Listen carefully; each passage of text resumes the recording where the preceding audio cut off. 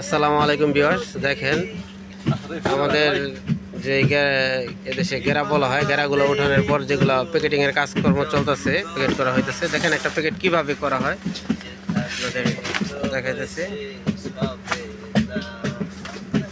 দেখেন এই যে প্যাকেটটা সর্বপ্রথম এবার রেখে 3টা করে এক প্যাকেটে দেওয়া হয়।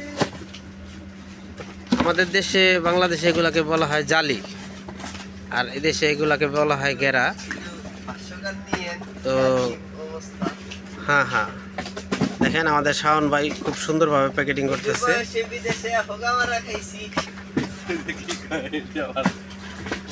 শাওন ভাই অল্প বয়সে বিদেশ আইসা বলে কি হয়ে গেছে, যাই হোক সমস্যা নেই, বিয়ার বয়স তো এরকম হয় মাঝে মাঝে।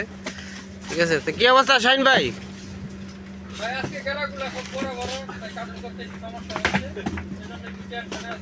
যাক, গেরাগুলো আজকে